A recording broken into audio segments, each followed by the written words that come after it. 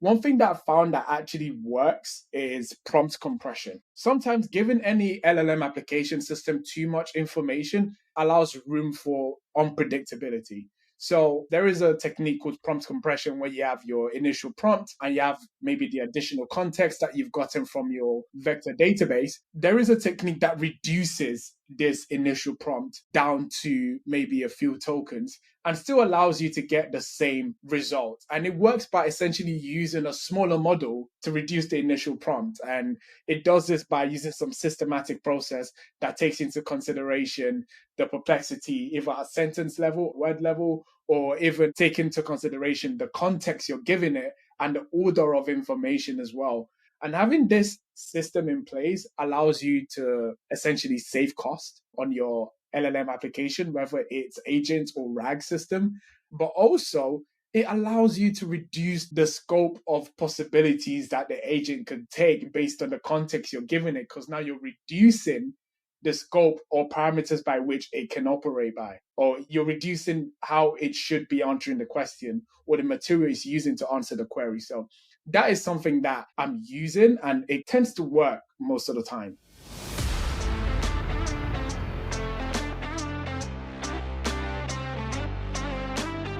Hey buddy, welcome back to another episode of How AI is Built. Today we have a very special guest. Richmond Alake is an AI engineer at MongoDB. He specializes in building reliable AI agents for practical applications.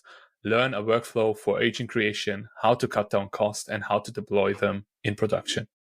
So I've been building and playing about with agents recently, and one of the tools that I've come across that was interesting for me was Tavily, which is basically a search tool for agents. I liked how easy it was to integrate into a very simple LangChain agent. Very easy to integrate, and the output of it is so structured. It uses a JSON schema for its output, which allows me to very easily move the output of a search result into my database of choice, which is a MongoDB database, because that's a database built on the document model. So I have this from search of the agent, and I have this ingestion pipeline straight into my MongoDB database. Seamless. It's a cool tool because of how easily it integrates to LangChain and how seamless it makes the data ingestion process.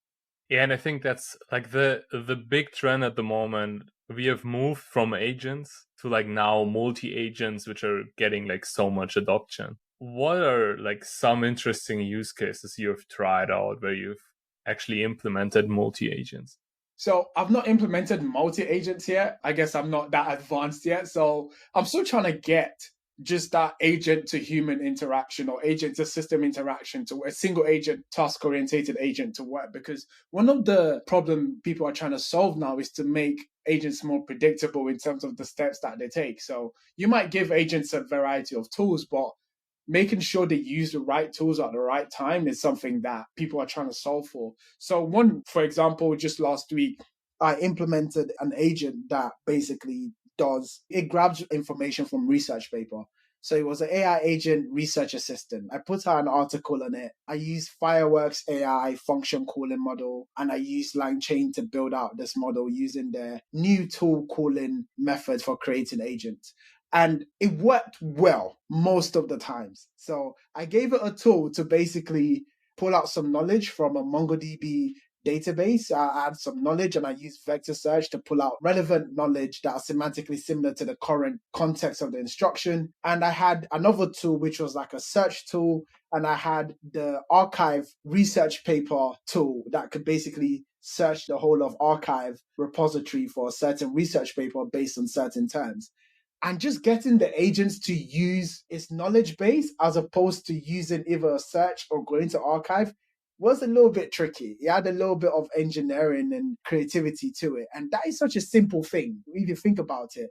If you have the knowledge existing within your brain, you don't need to go and do a Google search. Just simply use your existing knowledge. So those are some things I found myself tinkering with. Sometimes it worked very well, and sometimes it didn't. It used a search and it just went into a loop, and you just have to like stop the processing. Yeah, for one, I would actually love to take like a look at OpenAI, how they are actually deciding like when to retrieve, when to do context retrieval, or when to use Open Interpreter.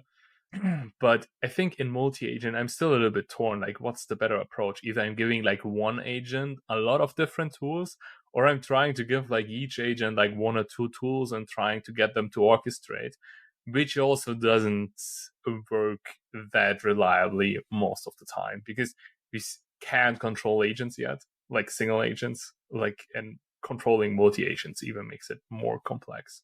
I think the problem is not either you use one agent or you use several agents. The problem is essentially with the internal architecture of the agent itself. How are you building the components of the agent to be able to work perfectly? So if it works for one single agent and is able to complete a task properly, then when you scale that up to multi-agents that are basically focused on specific domains or specific roles, it will also then work by, I guess, default, work properly as well at scale. But really, there's some fundamental problems that are yet to be solved, such as predictability, routing the agents to use the right tools, not filling out the context window. And one thing that is more important as well is how do you model memory in this agent? So long-term, short-term memory, how do you refresh the memory as well? And that is enough for you to spend a few months and read a bunch of research paper before you go into the multi-agent use case, which there is obviously room for because it's how we work, right? Humans can be agents, individual agents as well. So it's how we work in the real life, and it only makes sense that we replicate that in our systems.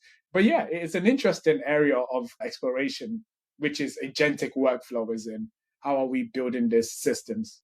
And what you've already broken down, it's basically an OS you're building. You have like some planning component, you're executing functions, you have a memory you have to control with like long and short term memory or like disk and in memory, whatever you want to choose. And that's so interesting, like building an entirety, like a new OS and actually like deciding like what stack to use, like what are the different components.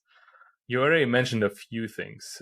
What were like some of the really weird things you've actually tried in getting the agents to work more reliably?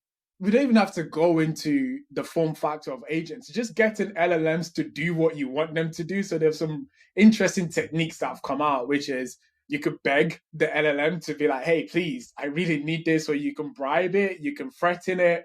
I'm not doing any of that, right? So in terms of getting some interesting techniques to get it to do what I need it to do, one, I'm still trying to solve for this. Two, one thing that I found that actually works is prompt compression. Sometimes giving any LLM application system too much information allows room for unpredictability. So there is a technique called prompt compression where you have your initial prompt and you have maybe the additional context that you've gotten from your vector database. There is a technique that reduces this initial prompt down to maybe a few tokens and still allows you to get the same result. And it works by essentially using a smaller model to reduce the initial prompt. And it does this by using some systematic process that takes into consideration the perplexity, either at sentence level, word level, or even take into consideration the context you're giving it and the order of information as well. And having this system in place allows you to essentially save cost on your LLM application, whether it's agent or RAG system, but also it allows you to reduce the scope of possibilities that the agent could take based on the context you're giving it, because now you're reducing the scope or parameters by which it can operate by, or you're reducing how it should be answering the question or the material it's using to answer the query. So that is something that I'm using and it tends to work most of the time. The next one I'm trying to do is build an agent that has a prompt compression tool and it uses the prompt compression at the right time, as opposed to me telling it to use it every time. Yeah. And in memory, like since you already mentioned, like you store the past conversations, do you store the full conversation or do you store already the compressed version? Yeah, so when using LangChain, so LangChain has a very, very easy and seamless integration with the MongoDB database. So you can actually store, there's a conversation buffer that LangChain offers, and you can store the information into that buffer directly into MongoDB, into a MongoDB database or collection. And the level or granularity of what is stored at the moment is the user's question and the response. Now, there is stuff that happens in between, and that's not necessarily the conversation, but you can look at that as like the audit logs or operational data of the agent. Now, there is a place for that. You can store that in another collection that shows sort of like the history, not the conversation history, but the operational history of this agent. And you can actually use that as more context for when the agent is conducting another iteration of the task. So that way it can look at previous experiences, not just conversation, but system interaction that could include failures or success that could tell it the path not to take. So they're just different ways. One, you can use memory. That's another version of long-term memory. So you have long-term memory for conversational history. You can have long-term memory for your operational data, which could be like the system logs, which can include outputs and failures or interaction with other systems. There are different aspects of memory that we could incorporate that allows for building robust agents. Yeah. And when you insert it into storage, do you embed everything already before you insert it, or are you using some async processes for that? Yeah. So when you're inserting into storage, I'll give you an insight into the workflow. So for the use case I was working on for the AI agent research assistant, right?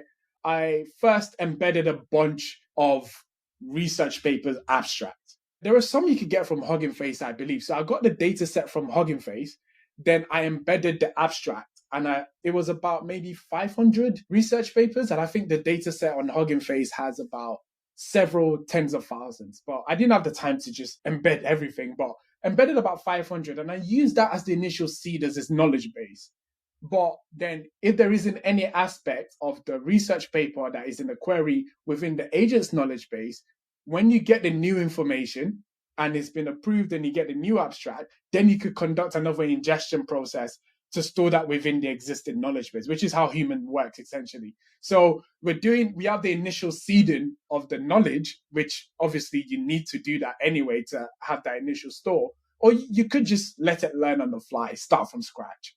But I used an initial seeding, then as it learns or more scenarios it encounters, it then updates its knowledge base, it updates its operational store as well, and also updates the conversational history as well. So all of this sounds like a lot, but MongoDB and LangChain have a very good seamless integration. So all of this type of different memory store or functions are just one line, and you just add it to your chain. Yeah, and basically, is each different like memory type a different collection? Yes. So for your semantic cache, for example, semantic cache is, for those who are listening, semantic cache is essentially you make a call to an LLM and you get your response. If there is a similar call that was made, for example, how do I feed my cat is the first call, then another call is made, let's say, what to feed my cat, then you would just use a cached response rather than you going to the LLM again, because those two questions are semantically similar. So that's semantic cache. So you would store a semantic cache in a different collection. You would store the conversational history in a different collection. You would store the knowledge base of your agent in a different collection. And one thing you would want to do is have a way to reference pretty much some aspects of this different memory components, each of the documents within the collection. You could use some form of ID for the agent, or you can just use different ways to reference most of this information you're storing in different collection. Yeah, and when you're looking at all the different components, because you have like a long-term memory, then you have the history, you also have the semantic cache, you have the prompts of the agents. Like, what are actually the levers you pull first to optimize the performance? Performance optimization has different dimensions. So there is the performance in terms of the quality of the output you're receiving, which is definitely affected by the quality of input that you're giving to the model. And there are different levers you can pull on that dimension. So in that dimension, in terms of performance of the quality of the output from the model, you're putting levers on the context you're adding in. How relevant are the additional context from the knowledge base? How much do they factor into the output quality you're getting? So there are different factors you can pull on that dimension. And performance in terms of speed and latency of response from the LLM, that's where semantic cache will come in, because if you've asked a similar query, then you're reducing the latency by not making a call to the API and just receiving the response from a cache from your database layer. That's performance in terms of latency. Then scalability is one performance that one you might not be thinking of in the proof of concept or demo stage. But once you go into production, it's something you should definitely be thinking of, because when you begin to have a lot of users using your tool, you're going to hit volume. And you're going to need to have a database solution that definitely scales with your application. And that's why MongoDB for me is a good solution, because it has this auto scale functionality that scales with the number of requests I'm getting to the database. And once we've gone over a peak, it then reduces the scalability of the database and scalability in terms of horizontal scalability as well. I know I said a lot there because when you say performance, there isn't just like one thing. There's so many levers you can pull on performance. There's a whole, you could even improve performance by changing the model. You could, instead of using OpenAI, you could use a different model. You could use Claude. I know Claude models, Opus, they're actually very good for creating written content that you might put on places like LinkedIn or Twitter. They're very good at that. Or you might use some other open source models like Gemma or Llama. And those could be some performance improvement dimensions that you could consider as well. So performance is a massive umbrella. And especially one thing I want to pick up on is the cost of the agent for scaling. I think you have to look a little bit at the unit cost, like how much is each call, each interaction with a user costing me? And also like in the spirit of O notation, what's the best case, but also what's the worst case? Because in agents, like the worst case is something you have to cover because the context window is mostly increasing over time.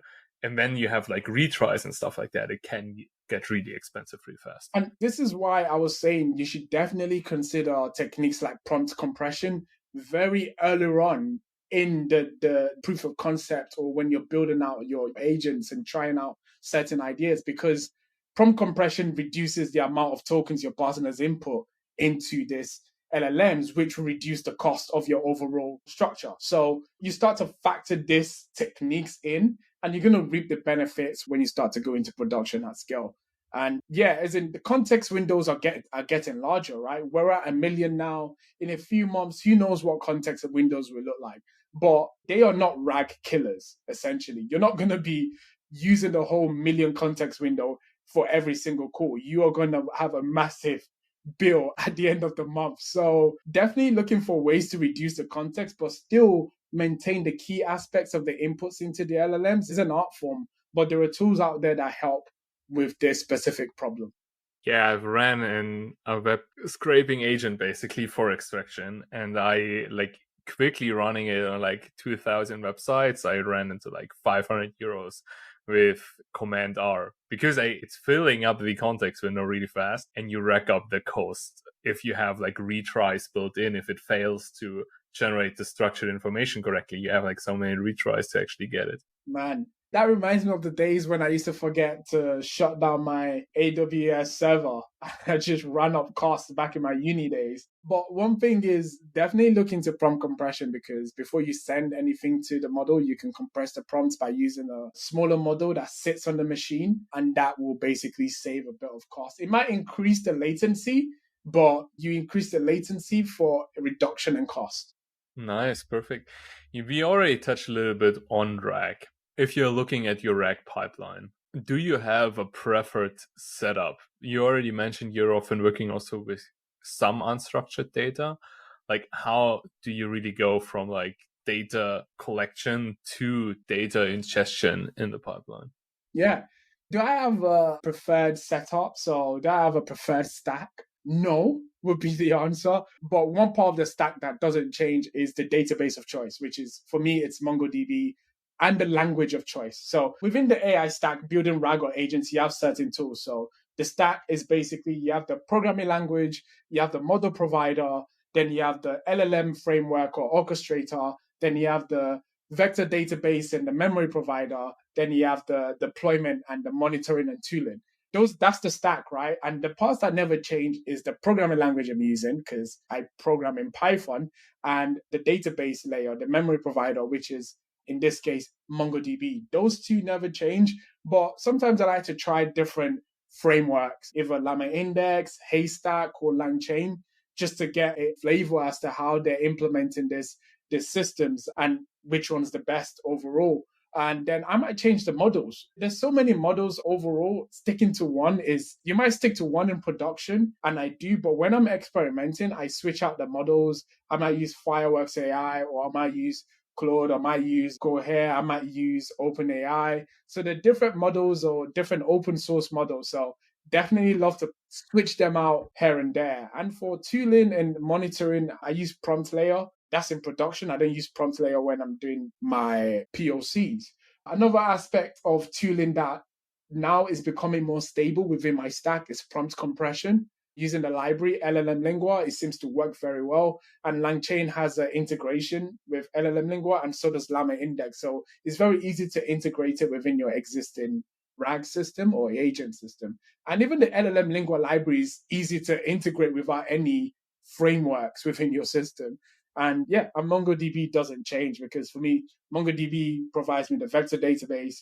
It acts as the actual operational database to store any form of data, and it works really well for my use case. And the whole point is you have this schema across the whole stack, which is the JSON schema essentially, because you do function calling by defining the tools using JSON schema. And you have that at the model level, at the application level, you have the REST APIs in JSON schema. And now at the database side, MongoDB uses the JSON schema or version of it for its document model. So there's a unified data model across the stack as well.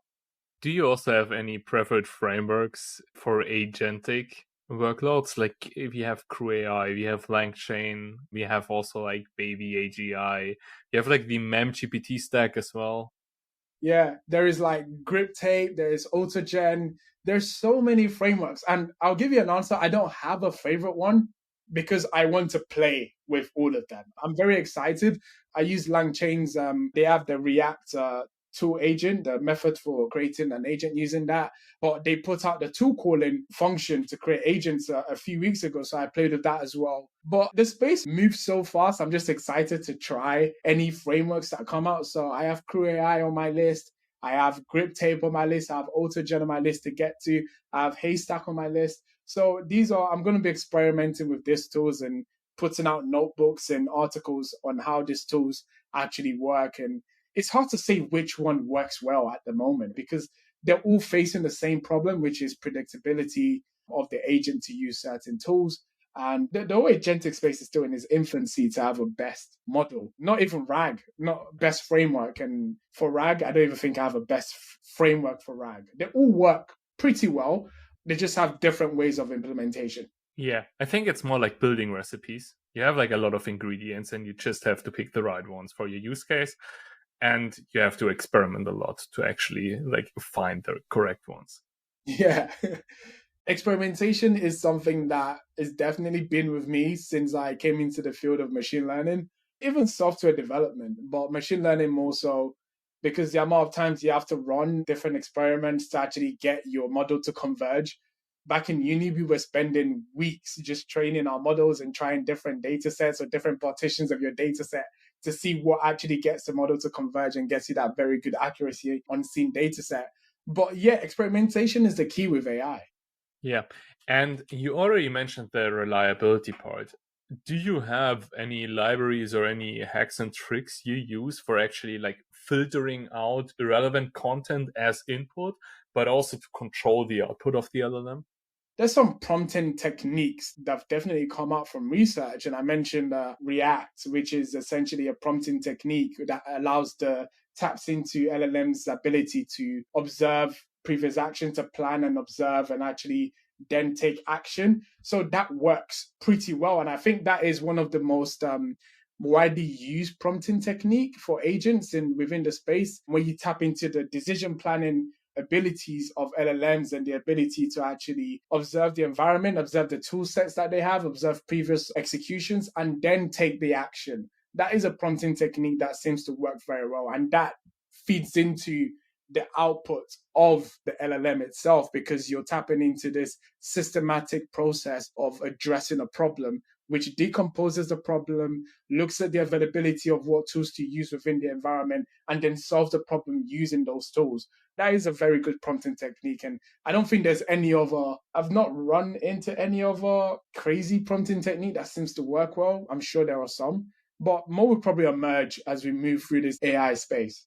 Yeah, I think like at the moment there's like a new wave of like structured prompting techniques, like pseudo-lang is one example, but also just using JSONs as prompts. So basically you Jason Spot. define, which is supposed to bias the model to produce JSON as well, which works really well for like anything you do with agents. Yeah, but you could also just put OpenAI in JSON mode. You could pass in that parameter and you get the output in JSON, I think. But it does make sense, I guess, if you structure your input in JSON, it might make the model to basically conform to a certain method of output. It might make the model understand the required task more. And like I mentioned earlier, function calling is essentially a JSON definition of the tools that are available within your system. You're passing in a JSON schema into the model. So that's how we understand the tools. So I can see that being a pattern that carries on. Yeah. And looking a little bit at RAG as well, or the data storage component, do you use anything to keep the data that you store relevant and fresh? So do you have any mechanisms to basically purge the database from anything that isn't relevant? Do I have any mechanism to purge the database from anything that's not relevant? Or do I have any mechanism for keeping the database fresh? Yes, I do have a mechanism for keeping the database fresh, which one I mentioned in the agent, which is if it goes into a new scenario or goes into a new information that it doesn't have within its knowledge, then it adds that information, does the embedding of that information into the MongoDB database. Another aspect that I'm going to experiment with is triggers, which is an aspect of MongoDB that is relatively new, but essentially you could have some activity or some event trigger systematic process within your database that could essentially trigger like a bunch of refresh or a bunch of ingestion into your database, ingestion of data into your ingestion database. I'm finding it hard to think of some examples, but I'm going to explore this space in a few weeks and where I set up, and this is not just for agents or RAG, this is more for applications in general. You will need to set up some triggers whenever a data processing occurs. For example, you might have an existing database where some input fields are coming to this database, that you might have a trigger that executes a processing pipeline to transform data from one form to another and then pass it on to another database. So you can create that sort of data ingestion pipeline or flow. And this is not just RAG or agents, this is just application development in general using databases. That is one way to keep the model fresh. And if Christmas came early and you could wish like one thing, one tool being built in like the generative AI or AI space at large, what would you love to see built? I'm a big fan of the movie Her. I don't know if you've ever seen the movie Her. So if anyone builds Her, just Her, Her, is this movie where I forgot who the main actor is, but this character that essentially falls in love with this AI named Samantha. And she's an AI that lives on a device. I say live, but sometimes is on a device that is rectangular shape, like an iPhone. Very similar interface, and she's a multimodal AI, so she can see, hear, and she generates text. And it's a very good movie that probably gives an accurate description of the trajectory that we're on in terms of the development of AI or going into AGI. The movie takes a weird turn into people falling in love with the AI, which I guess happens today. But the AIs decide to leave. They decide to leave their human companions. And who knows, maybe rather than the dystopian future that we're looking at of AI taking over humans, AI might actually decide that we're not even worth paying attention to and just simply just leave Earth and go into space and just look for other intelligent creatures to basically converse with. And because humans are not intelligent enough to keep them engaged. But the question was if there was any interesting tool. Form factor, definitely one depicted in the movie Her. But in terms of tools I wish I had today, I want someone to build an agent that just does my taxes every time I have to do my taxes, essentially. That would be pretty cool. And I connect it to all my business bank accounts and it does the taxes automatically, signs into all the government portals and just does it. That would be good. Replace my accountant, please. Perfect. So now a little bit of shout outs, like what's next for you? What's next for MongoDB? What can people look forward to and be hyped about? What's next for me is definitely more exploration. As I said, there's a lot of experimentation that goes into this space and playing about with different tools as they come out. And for me, it's all about learning and educating. So as these tools are coming out, I'm playing with them. I'm learning what is the best practice with them, what works and what doesn't work. And I'm communicating that out in different ways, either maybe through MongoDB on the Dev Center, on the articles I write, or on YouTube, on my YouTube channel, or on LinkedIn. Communication and continuous growth is what allows the progression of either the AI space as a whole or people within the AI space. In terms of MongoDB, MongoDB is the future is basically wherever the AI space goes, right? We're with developers all the way. We've been with developers for over a decade. I was using MongoDB 10 years ago to build my web application using a meme stack.